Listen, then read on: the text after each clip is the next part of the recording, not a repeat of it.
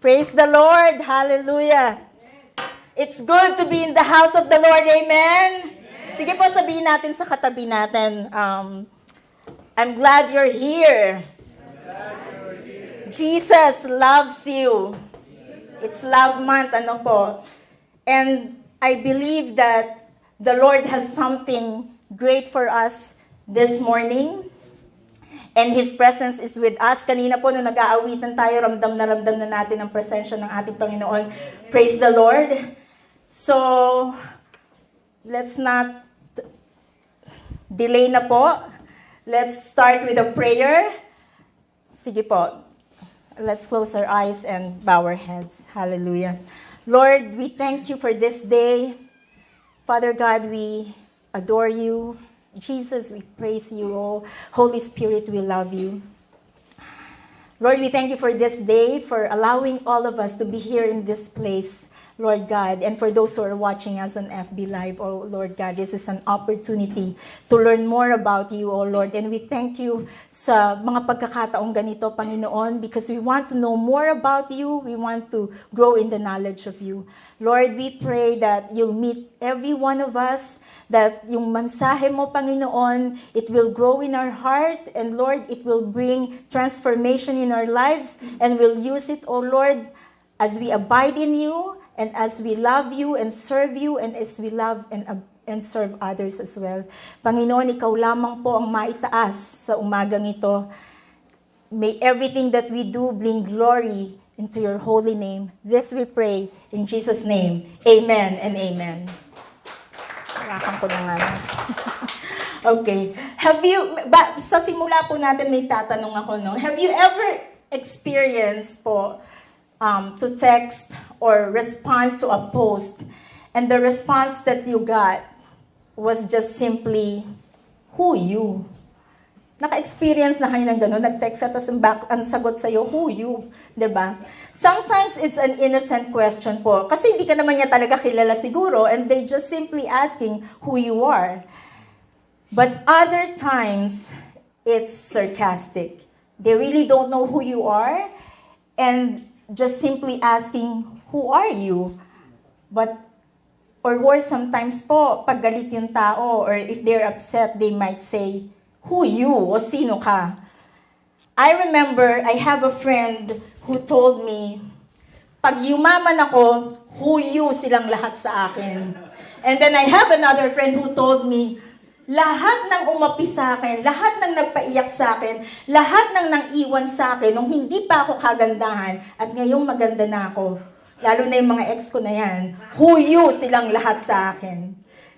And we all know what that means. It's like saying, you don't matter to me. Who do you think you are? Do you think you can do that? Pag sinabing, who you ka sa akin, ibig sabihin, hindi kita kilala, or wala kang dating sa akin, wala kang arrive, you don't matter to me. Have you ever asked yourself po who you are? Or kilala mo ba talaga ang sarili mo? Or kilala mo ba talaga ang mga yung mga taong ngayon na nasa tabi mo, dapat kilala mo yan, asawa mo yan, anak mo yan, diba? Hindi mo yan dapat niyuhu. The title of our message for today is Who You, Knowing Who We Are in Christ. While I was preparing this message, I was drawn to several powerful verses that can boldly describe and clearly declare who we are in Christ. 2 Corinthians 5:17 says, therefore, if anyone is in Christ, he is a new creation. The old has passed away. Behold, the new has come. 1 Peter 2:9 says, but you are a chosen race, a royal priesthood, a holy nation, a people for his own possession, that you may proclaim the excellencies of him who called you out of darkness into his marvelous light. Ephesians 2:10 says, for we are his workmanship, created in Christ Jesus for good works, which God prepared beforehand that we should walk in them. Ang ganda, hindi po ba? That's how the Lord sees us. If there is someone who truly knows us inside and out, that is the Lord. The Bible says in Psalms chapter 139, verses 1 to 2, O Lord, you have searched me and you know me. You know when I sit and when I rise, you perceive my thoughts from afar. Psalm 139:4 says, before a word is on my tongue, you, Lord, know it completely. Bago pa tayo magsalita, alam na niyang sasabihin natin. Bago pa tayo kumilos, nakita na niya. Bago pa tayo magpanggap, kilala na niya tayo. We can pretend to other people, but we cannot pretend to God. We can even pretend to ourselves, but not to God. Minsan tatanungin natin, di ba? Okay ka lang? Okay lang ako. Pero yung pala, daming pinagdadaanan, sugat ang sagutan ng puso. Minsan tatanungin natin, galit ka ba? Hindi ako galit. Naiinis ka ba? Hindi ako naiinis. Pero hindi makatingin sa mata mo. Punong-puno ng galit ang puso. Action speaks louder than words. And we can't hide anything from the Lord. Lahat po ay lantad sa Kanya. Even our thoughts, our motives, our desires, our hearts, wala pong lingid sa Panginoon. And yet, despite knowing everything, He still loves us. He still loves you and loves me. Sabi sa Jeremiah 1:5, before I formed you in the womb, I knew you. Hindi ka pa ipinanganganak, kilala ka na niya. Hindi ka pa tinatawag ng mundo, tinawag ka na. He even know the number of her hair, and nothing about us is too small or too insignificant for the Lord not to notice every detail of our life. Who knows the story of the Samaritan woman when she met Jesus? That is, we can read that in John chapter 4. The story of the Samaritan woman is so powerful. When she met Jesus at the well, Jesus looked at her and He saw her entire story. Jesus speaks of the Samaritan woman's sinful life. Jesus said to her in John chapter 4, verses 16 to 19, go, call your husband and come here. The woman answered and said, I have no husband. Jesus said to her, you have well said, I have no husband. For you have had 5 husbands, and the one whom you now have is not your husband. In that you spoke truly. The woman said to him, Sir, I perceive that you are a prophet. Jesus knew her past. Jesus knew her broken relationships. Jesus knew her shame, but Jesus did not reject her. Instead, Jesus revealed Himself to her. And what is the response of the Samaritan woman? She ran back to the town and said, come see a man who told me everything I did. Lahat ng bagay na ginawa ko, alam niya. Church, that is our God. He knows everything. Not to condemn us, not to shame us, but to redeem us and give us a new identity. And that's why our identity is not based on our past, not based on our failures, not based on what people call us. Our identity is based on how God sees us. I have an uncle whose original name is Proceso. When he became a U.S. citizen, he changed his name to Russell. Bakit? Kasi po, he said, Proceso was too difficult to pronounce. Ang hirap i-process. Hindi daw nila maproseso. And it didn't sound very American. So yung Russell mas maganda. The Lord knows every single one of us, and He calls us by our name personally and lovingly. Now let me ask you, has anyone here experienced being bullied? Meron po ba? I have. From elementary all the way to high school, my classmates tease me because of my height. Kaya nga ngayon, hirap na hirap ako. I was always at the front of the line because I was small. And I was also constantly teased and mocked by my classmates because I have skin allergies. And while everyone else seemed flawless, I struggled with my skin. I was so insecure, skin and height. Can you imagine? They even labeled me, pagka po maliit, anong nililabel sa Pilipino? Diba? Nililabel ka pandak, diba? Ang pangit pakinggan. Diba? Diba? That's how they... And then, meron pa nagsabi, si GA, andyan na. Sino yung GA? Ganyan pa ako. Sino yung GA? Yung pala, yung GA, galis aso.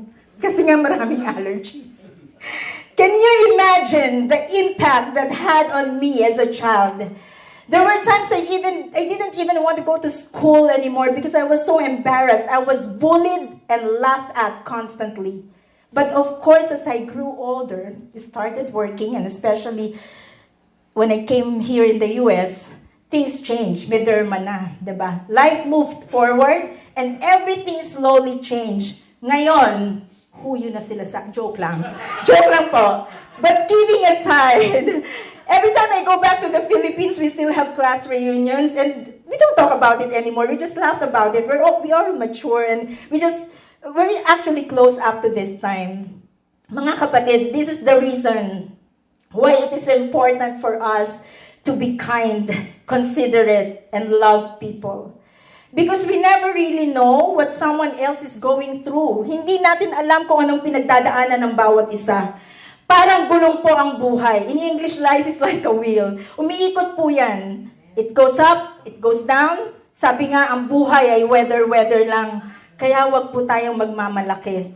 That is why I like what Sister Chloe posted in FB. Sabi niya, I treat the CEO the same way I treat the janitor. That's also exactly what I taught my own children as well.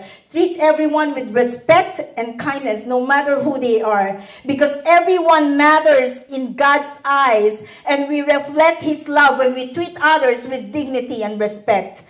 The person you are making fun of today, you have no idea what will happen in the future. Life has a way of turning things around.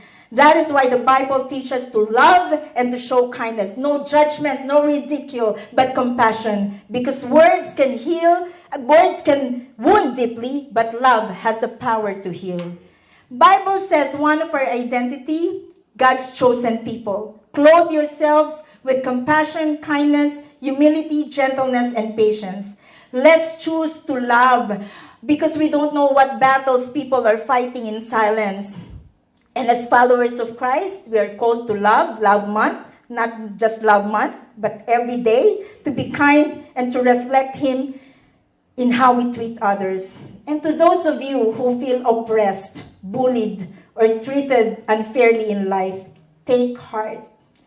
God sees your struggles. He knows every tear, every silent battle, and He loves you deeply. He will never leave you nor forsake you. You may feel unvalued, unappreciated. You may feel unseen by people, but you are fully seen by God. And the same God who sees your pain is the same God who will lift you up. Now let me tell you this. It doesn't matter whatever everybody else calls you. It doesn't even matter what you call yourself.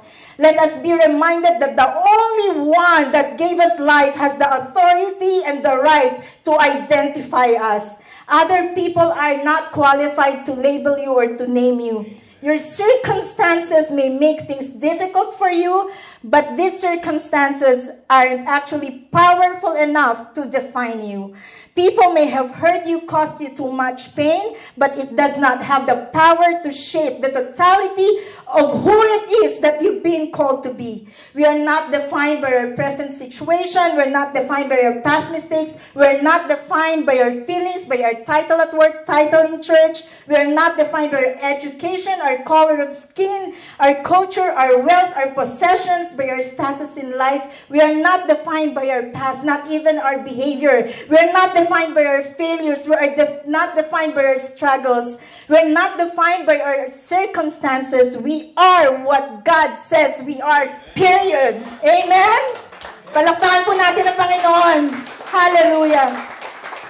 Our Father in heaven has given us a name. He said we are a chosen race, a royal priesthood. We are redeemed, chosen, adopted, and qualified. We are, sabi kanina, a friend of God. You are not a loser. You are not a mistake. You are not a liability. You are created in the very image of God, and you are the apple of His eyes. You are the expression of the creative genius of God. Hallelujah. Church, identity po is very important. Let me illustrate this way. Ano po ito? A passport is just a small booklet, but it carries big authority. It tells the world who you are, where you belong, what access you have. And without a passport, you cannot cross the borders. Doors will close not because you're bad, but because you don't have the right identity. Spiritually po, ganun din. If you don't know who you are in Christ, you will struggle to walk in peace. If you do not know who you are in Christ, you will struggle in confidence. You will struggle to walk in purpose. The Bible says in Philippians 3:20, our citizenship is in heaven. Hindi lang po tayo churchgoers. We are citizens of heaven. And when you forget your identity, you start living like you don't belong. When you forget your true identity in Christ, you forget that you are serving for the Lord and not for men. That you're all to please God and not men. When you forget your true identity in Christ, everything will just be out of obligation and not out of love. Everything will just be a performance and not out of service and true surrender to God. If you don't know who you are in Christ, you will spend your life trying to prove yourself to people. Remember, man looks an outward appearance, but God looks at the heart. 1 Samuel 16:7, the Lord does not look at the things people look at. People look at the outward appearance, but the Lord looks at the heart. People see differently than God does. The Lord sees you in a way no one else can, and He loves you for who truly you are, or for who you truly are. This is the kind of love that doesn't depend on work, what you can do, or how you look, or what others think of you. Mga kapatid, tandaan natin, people will change. Nagbabago ang emosyon at desisyon at isip ng tao. Friends may leave you. Aray ko. Friends may leave you. Mawawala yan. Even family, anak, asawa, darating ang panahon, iiwan ka niyan. Diba? They can walk away, but God will never leave you nor forsake you. Amen. Praise be to God. People po can judge us or dislike us or like us based on our image, our appearance, our outfits, the way we speak, or our influence, or base our status in life or our success or achievements. But excuse me, not the Lord. In His eyes, we are all equal. Pantay-pantay po tayo sa paningin ng ating Panginoon. He doesn't see our mistakes as the world does. He sees our hearts. And His love for us doesn't depend on what we have, how we look, or what we have done. It's unconditional. It depends on His genuine love, on what He did on the cross. That's the proof. And now let's talk about who are we before we met Christ? Sige nga, tignan natin yung Ephesians 2:1-3. Nakalagay doon, as for you, you were dead in your transgressions and sins in which you used to live when you followed the way of this world and of the ruler of the kingdom of the air and the spirit who is now at work in those who are disobedient. All of us also lived among them at one time, gratifying the cravings of our flesh and following its desires and thoughts. Like the rest, we were by the nature deserving of wrath. We deserved the wrath. Before Christ, our identity was shaped by our past, our pain, our failures. Nung pinagpepiyastahan pa po ng kaaway ang buhay natin, we are living in sin, living by the flesh, labeled by past mistakes. Diba sasabihin, ay, ang kapitbahay namin na yan, yan yung babaero. Ayan yung utangero. Ayan yung sugarol. Ay, ang anak ko na yan, yan ang anak kong palasaway. Yan ang anak ko nagbibigay sa akin ng sakit ng ulo. Ayan ang black sheep ng pamilya. May label, di po ba? Yung coworker ko na yan, yan ang sip-sip sa boss. Di ba ganon? May coworker. Yung kaklase ko na yan, yan ang nangungopya. Minsan, dala-dala po natin hanggang ngayon ang old name kahit matagal na tayong saved. Some of us are saved but still living with the old name. And God wants to remind us who we are in Him. Let's walk like someone who knows who they are in Christ. If you truly know you are in Christ, it will change how you talk, how you love, how you decide, how you forgive. Fruits of the Holy Spirit nga, love, joy, peace, patience, kindness, goodness, gentleness, faithfulness, and self-control. 2 Corinthians 5:17 says, therefore, if anyone is in Christ, he is a new creation. The old is gone, the new is here. Romans 8:1, therefore, there is no condemnation for those who are in Christ Jesus. In Christ you are forgiven. In Christ we are chosen. You are not condemned. You are called. you don't fight for victory anymore. You fight from victory. Hindi na tayo trying to be accepted because we are already accepted. We are the child of God, children of God. John 1:12 says, "Yet to all who did receive him, to those who believe in his name, he gave the right to become the children of God." Pag-adoption po, when we receive Jesus, we have the right in name, child of God, children of God. We have inheritance tulad ng pag nag-adopt sa pamilya, di ba? May karapatan na sa blessings or sa inheritance. Ganon din sa blessing ng Diyos. We have the eternal life at lahat ng pangako niya in the Spirit that lives in us. We have rights, we have access to the Father, we can pray, we can for guidance, provision, and we have a close relationship with Him. 1 John 3:1, "See what great love the Father has lavished on us, that we shall be called the children of God."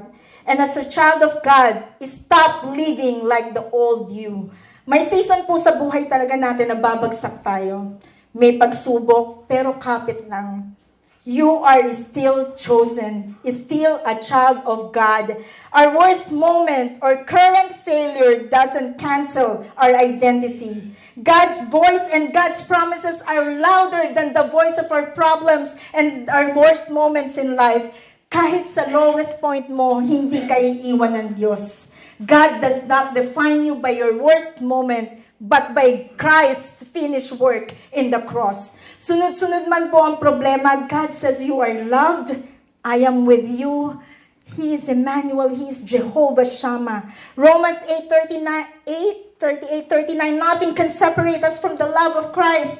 Isaiah 43:1, "Do not fear, for I have redeemed you. I have called you by name. You are mine." He knows your name. He knows your story, and He says, "You are mine." Si Pastor Joey lagi pong sinasabi, masalimuot po talaga ang buhay. Totoo po, masalimuot po talaga ang buhay. Bakit? Because we are living in a broken world.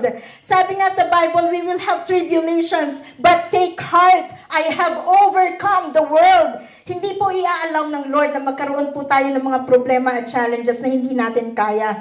He allows things to happen to mold us to become the kind of person He wants us to be for His better plan and for the fulfillment of His purpose sa ating buhay.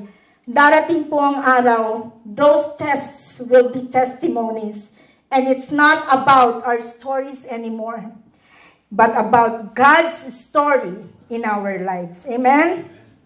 God loves us even when we feel unworthy. Alam niyo po, may mga kapatiran nagsasabi sa akin, alam mo, ayoko pang mag-serve kasi feeling ko, ang dami kong kasalanan, ang dumi-dumi ko, ayoko pang mag-preach or umawit or kung ano man.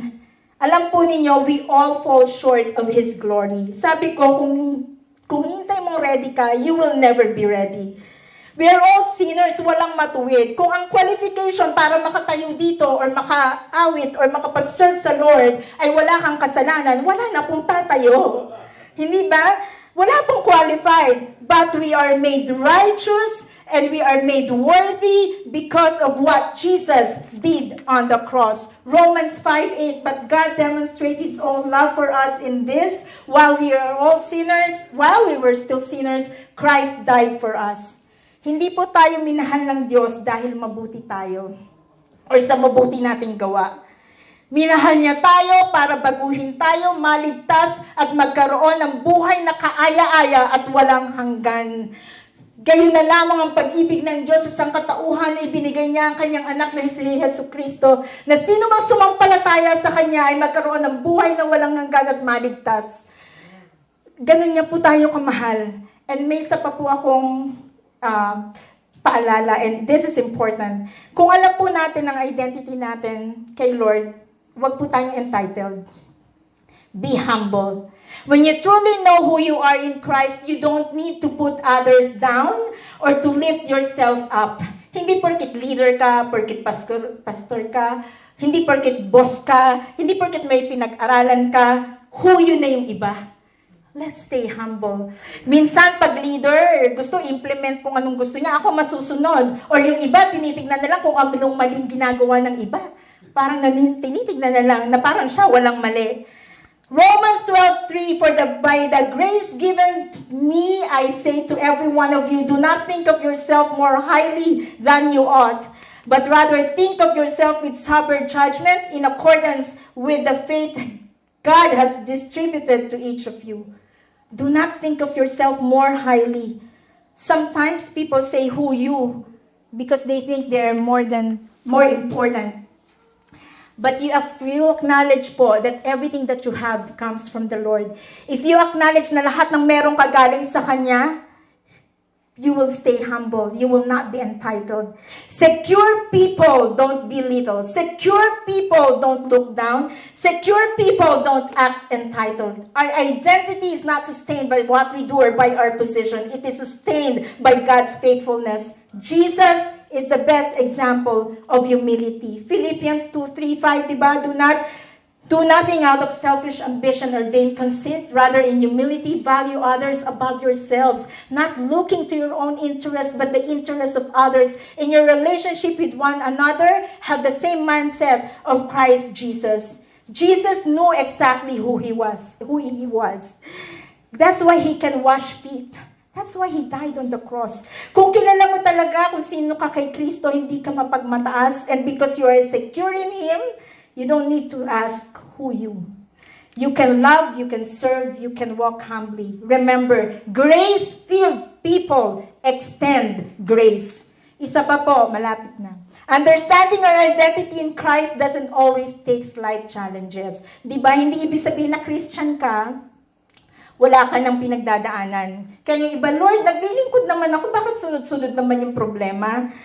Ang sabi sa Bible, di ba, you will have trouble. Take heart, I have overcome the world. Amen. When we truly know who we are in Christ and embrace our identity in Him, fear loses its grip and anxiety loses its power. Yes, sometimes we get tired, we get weary. Sometimes we deal with anxiety. Sometimes we are afraid of the future. Some of us smile in church, but cry at night. Matthew 11:28-30. Come to me, all of you who are tired of carrying heavy loads, for the yoke I will give you is easy and my burden is light. Fear asks questions like, what if I fail? What if I lose this? What if I'm not enough? What if this happens? But God answers fear with identity. I am with you and you are mine. Kapag alam mo kung sino ka kay Kristo, hindi man mawala ang problema, pero ang panic nawawala. Anxiety says, you're on your own. God says, you are my child. Fear says, you are not enough. God says, my grace is enough for you. Joshua 1:9, have I not commanded you? Be strong and courageous. Do not be afraid. Do not be discouraged. For the Lord your God will be with you wherever you go. Isaiah 41:10, do not fear, for I am with you. Do not be dismayed, for I am your God. I will strengthen you and help you. I will uphold you with my righteous right hand. It is normal po to feel scared, to feel afraid or worry at times, but we should not let those things control us. May kaibigan po ako who's very dear to me. Ang sabi niya, alam mo kung anong kinakatakot ko? Maghirap. Meron din akong isang kaibigan, very dear to me. Ang sabi niya, takot ako sa kamatayan. Takot akong magkasakit ang mga mahal ko sa buhay. But honestly, who would want any of that? But the good news is we are not alone in our fears. The Bible reminds us again and again that God is with us. If we know who we are in Christ, and even if life feels uncertain, remember, God is stronger than anything we fear or we feel anxious about. He cares for us. He loves us. He will never leave us. That is the peace that we can hold on to. Philippians 4:6-7 says, do not be anxious about anything, but in everything, in prayer and supplication with thanksgiving, present your petitions to God, and the peace of God that transcends all understanding will guard your hearts and mind in Christ Jesus. Keep in mind that nothing can separate us from the love of the Lord. Romans 8:38-39, I am convinced that neither death nor life, neither angels nor demons, neither the present nor the future, nor any powers, neither height nor depth, nor anything else in all creation shall separate us from the love of God. Christ Jesus our Lord. In closing, I want to add po, napakaganda pong malaman natin kung sino tayo sa paningin ng Diyos. But in the same manner, alamin din po natin kung sino si Lord sa buhay natin. It is not who we are, but who He is. Let He be in the center of our lives. May I invite po everyone to please stand up. Please put your hand over your heart and let us declare this faith together. I am forgiven. I am redeemed. Make it as a prayer. I am saved by grace. Lakasan po natin. I am a child of God. I am the apple of His eye. I am the friend of God. I am not condemned. I am secured. I am a new creation in Christ. I am chosen and set apart. I am an heir of God. I am never alone. God is with me. I am strengthened by Christ. I am loved even when I feel unworthy. I am held by His love. I am God's masterpiece. I am wonderfully made. I am set apart. I am a servant of God. Church, one day we will stand face to face with the Lord. He will not ask how famous we are, how successful we are. He will not ask how many people we impressed.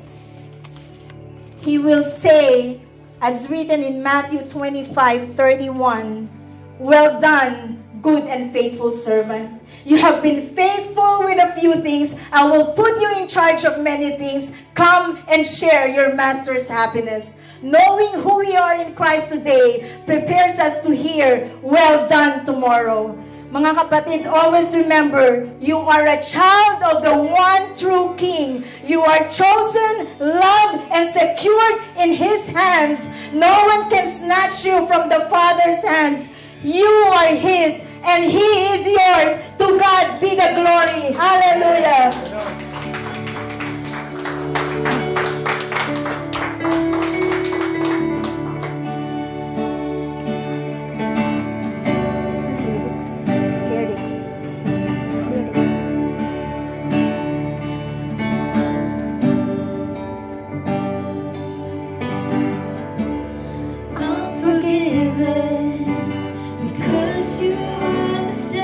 Make it a prayer of your heart. Say it, tell it to the Lord. I'm alive and well. Your spirit is within me. Because you died and rose again. I'm forgiven. Because you were forsaken, I'm accepted.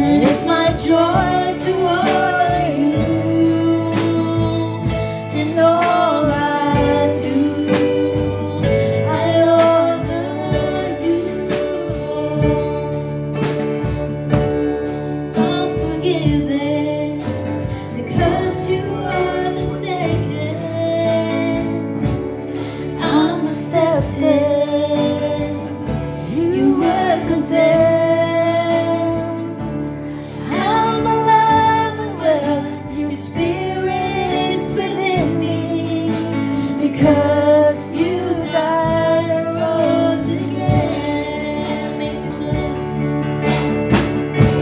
Amazing love, how can it be that you, my King, would die for me? Amazing love, I know it's true, and it's my joy to honor you. Amazing love, how can it be that you, my King, would die for me? Amazing love, I know it's true, and it's my joy to honor you in all I do. I honor you in all I do. I honor you. Hallelujah. We thank you, Father God, for your word. We thank you for your very message. We thank you, Lord God, for reminding us our true identity in Christ. That our true identity is not based on how other people perceive us. It is not based on how other people labeled us, oh Lord God. It's not even based on our past mistakes, on our failures. And Lord, right now, we just surrender all the false labels, the label of fear, the label of anxiety, the label of worry, the label of unworthiness, the label of shame and guilt. Lord, we just surrender everything to you, and we hold on to your truth, oh Lord God, that we are redeemed, we are forgiven, we are chosen, we are loved, and we are your child, oh God. We are children of the Most High King, oh Lord. We are the children of the one true King. Hallelujah. And Lord, we pray that we will be able to walk firmly, to walk in confidence, with boldness, oh Lord, with that identity. Lord, we pray, set us from any fear, from any worry, from any anxiety, and change it, Lord, to the peace that transcends all understanding that's coming from you. We thank you, Lord God, for your promises. We thank you that you never leave us nor forsake us. We thank you, O Lord, that whatever we face in life, that even if life seems unpredictable, that even life seems difficult, O Lord, you are there, that your love is always strong, steady, and sure. And Lord, we thank you that nothing can separate us from your love. That neither death, nor life, nor angels, nor demons, nor the present, nor the future, nor any powers, neither height nor depth, nor anything else in all creation shall separate us from your love. Thank you, Lord Jesus, for always being there for us, for dying on the cross because you love us, oh Lord God. And Lord, we pray that we will not just know our identity in you, but we remember who you are in us. It is not us, Lord. Let you be the center of our lives. May everything that we do be pleasing to you. May we love you with all our heart, soul, and mind, and love others as we love ourselves. May we continue to abide in you and fear you, Lord God. May we continue to revere you, O Lord. May we continue to serve you, and may we continue to be the light and the salt wherever we go, O Lord. Lord, may we continue to be faithful until the day na bumalik ka, Panginoon. Panginoon, marami mang pagsubok, marami mang nangyayari. We hold on to your promises that you are a God who loves us unconditionally, who will never leave us nor forsake us, who is always there for us, O Lord, because you are our Creator, because you are our King. Church, may the Lord bless you and keep you. May the Lord's face shine upon you and be gracious to you. May He lift up her countenance upon you and give you peace. To God be the glory. Amen and amen.